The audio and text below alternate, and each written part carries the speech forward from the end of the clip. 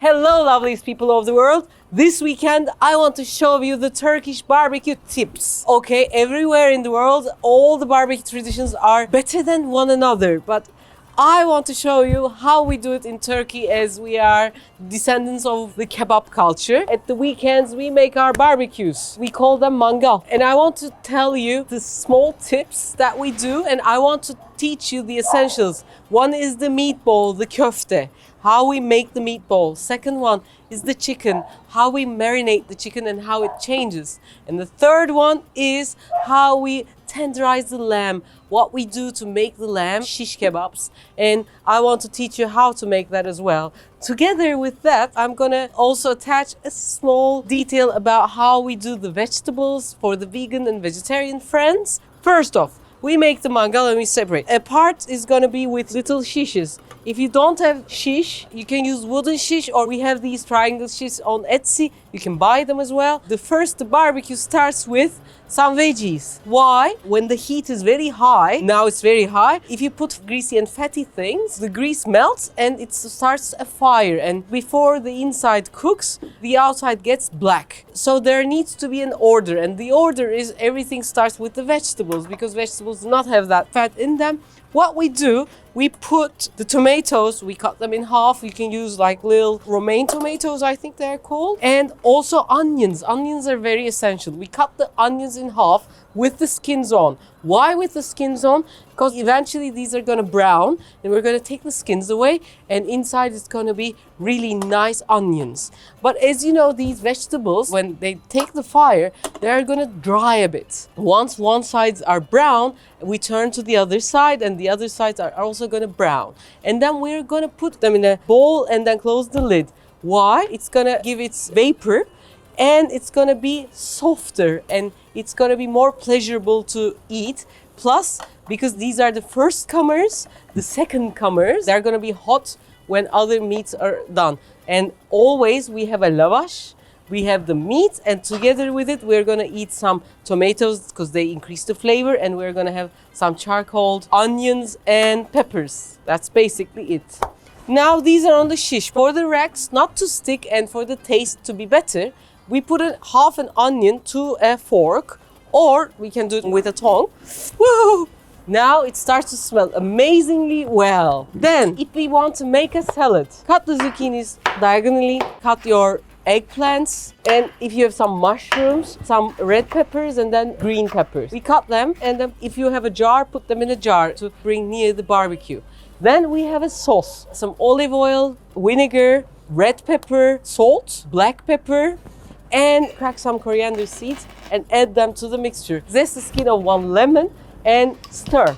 This is gonna be a great marinade for the veggies. Marinate the veggies, and we also have a sauce. And the sauce includes olive oil, the juice of that lemon, some mustard, black pepper, salt, stir them really well, and add some dill. And it's gonna be the dressing of the salad. What we do, we take the jar, we put it on the barbecue, and they go brown very nicely and everywhere smells amazingly. Then we take it to a bowl and add the sauce and stir it well. When it's really hot, it takes all the flavors of that mustard and the olive oil and it becomes great.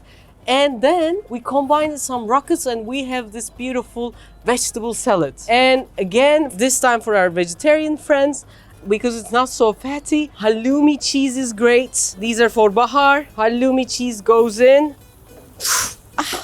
What halloumi cheese is, it's not different from mozzarella. Even when it cooks like meat. You do one side and you turn it to the other side and it becomes great. Halloumi is a great replacement for meat. For example, when I was a small child, I used to do spring rolls. Somehow, 25 years ago, it was very famous in Turkey. And I used to put halloumi cheese for my vegetarian friends to the spring roll. And it became really nice. And when you're cooking the halloumi, do not just turn it each time like this. If I turn this over and over, the halloumi cheese will melt. What I should do, I should wait until the color changes really beautifully and then I should turn it. Now this is how veggies and the halloumi is done.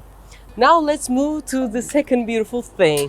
I'm gonna go in the order you have to put it on the barbecue. And that is chicken. Chicken is again less fatty. So I have made this great dressing chicken. This is my ultimate marinade for making chicken. If you Do this overnight, it becomes beautiful. In Ramadan, we have the pide. Just for 1 month, this kind of pide is made. So what I'm gonna do is I'm gonna put these halloumi cheese inside like this. And this is how you eat it perfectly. Now, this is one of the softest chicken you can ever eat. And in Turkish cuisine, in Turkish kebabs, the main marination, probably you've understood, goes from the umami power of tomatoes. So we use our tomato and pepper pastes. But maybe abroad, you won't be able to find pepper and tomato pastes. Instead of those, directly use some red pepper sauce or some sriracha and some tomato puree. I'm gonna write the detailed version of that. So we put some pepper paste and tomato paste, a lot of garlic. Years ago, I have made a discovery that the softenings in a kebab, you can use onion juice, you can use yogurt, you can use milk. At the same time, you can use kefir. And what I found out that kefir works miracles. Upon all the things that I've counted, the best result came from kefir. So I used to do it with yogurt and onion juice. I changed it into kefir. And I put a little more than half a cup of kefir, some cumin. Cumin gives the taste of meat. So a lot of cumin actually, 1.5 teaspoons of cumin, red pepper flakes, black pepper, salt, and a bit of thyme. If you have fresh thyme. If you don't have, you can use dried thyme. To make it browner and to give a nice sweetness to the taste, you can use sugar or molasses, a tablespoon of molasses or 2 pinches of sugar. And we make our chicken. At least it has to wait for 4 hours. It's better. If it waits overnight, it will be in miracles. And salting the marinade. If you put the total salt in the marinade a day ago, it might stiffen the meat. So put half of the salt a day before, and just before you are gonna do it, add a bit of more salt. But if you're gonna marinate it for just 2-3 hours, just put all the salt that is needed. So that's basically the recipe. This is how we make it. Hello, would you like some meatballs? I think you would. I will, don't worry. Now, when we come to the meat, when you look at this kofte, it looks brown, it doesn't look like red and delicious, but it's the softest kofte, it's softest meatball that you can eat. And there's a special thing about this meatball, and I'm gonna tell you how I have developed this. We have a version on the channel. It can become a family classic. The meat that you should use for this meatball is around the ribs and grind it twice. While they are cooking, I'm gonna also put the shish and tell their story a little later on. For the kofte, what we do is we need a stale bread. If it's white bread, it's better. 120 grams of stale bread, and put 1 onion and put it to the food processor. And they become like a mulch. And to that, we add half a kilo of minced meat and butter, some baking soda, black pepper, and salt. Instead of butter, you can use lamb meat. If 25% of the meat is lamb's meat, then the fat balance would be better. So you can do that. If you don't have, it's gonna be hard to do, you can add butter. Actually, if you do that while cooking, you can also add a bit of butter to the kofte while they're finishing off. So for 10 minutes, we knead the meat. This way, it's gonna be more elastic and it's gonna be very, very beautiful. And while cooking the koftes, what you should do, different than cooking a steak, is you have to turn it all the time. Don't wait until one side is done. When it's done a little bit, turn it and then turn it again. Now my koftes are done, my chickens are done. I'm slowly collecting them into a casserole. This way I can put the casserole on fire on the barbecue so that it can easily stay warm. Last but not least is the lamb shish kebab. How we make this beautiful, beautiful shish kebab is, first, which part of the lamb? The lamb's arms and the legs, because they move there harder. If you're gonna use the legs or the arms, you have to marinate more.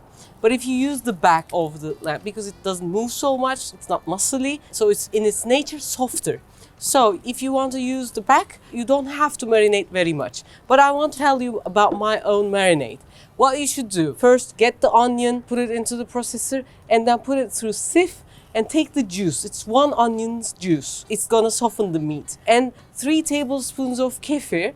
If you don't have kefir, you can use yogurt or milk. A teaspoon of salt, half a teaspoon of red pepper, half a teaspoon of oregano. Oregano for the smell of this beautiful meat, for the flavors. Like when the lamb eats the oregano, the meat smells like that. In my childhood, all the meat in Cyprus used to smell like that. So I want to bring that back through the marinade. We do that, we let it sit overnight or at least for 2 hours. I forgot how to cut. If we're gonna use the loins in its nature is perfect for the shish. For the lamb shish, we need to have some fat and meat. We take that backbone piece, divide it into 3 pieces, and then dice. After we marinate, when we put it on the shish, we start from the soft side and then we get through the fat. So soft side fat, and that fat makes it even more delicious. That's how it's done. And we have to turn it each time one by one. And if the heat is too high, the fat will fall and then it's gonna have fire. So I cook them on the lowest heat place, which is this part of the barbecue, and they're almost done. Okay. Now, look at the tomatoes, guys. Tomatoes are like this beautiful, how soft they have become. Look at this. And the onions. Voila, are we ready? Ah! Ta-da! At the end of this week, our Ramadan is finishing and we're gonna have the Bayram. So think about this as a Bayram celebration barbecue. So we're gonna set a table with this and joyfully eat. Now, here comes our koftes, and incredibly smelling, incredibly tasty. What we can do, put a bread, a lavash, and put some red peppers, some tomatoes, a bit of shish, and wrap it and eat it beautifully. By the way, you can use the marinade for the chicken for a meat as well. And look how soft it is and how juicy it is.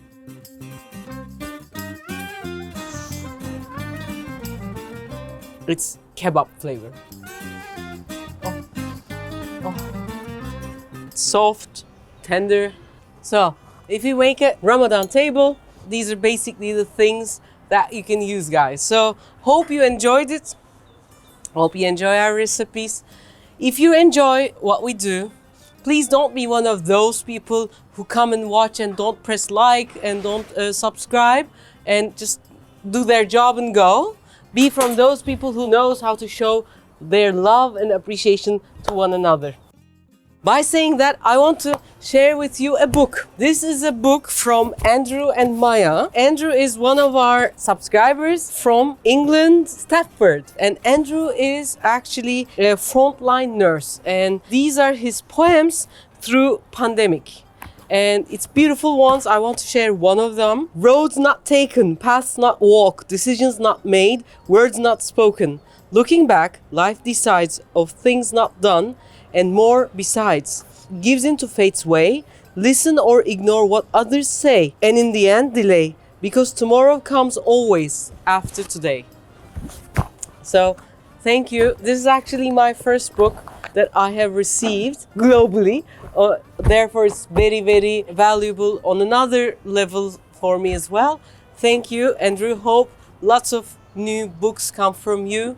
Hope words drop out. Rumi used to call himself the silent guy, suskun, because he was really upset that Shams died and etc. And he wasn't speaking. And suddenly words start to fall from his mouth and becomes this poetic, thousands and thousands of lines starts to come up. Hope everyone finds their muse and everyone finds what they love and what they came to this life for and enrich the world that way.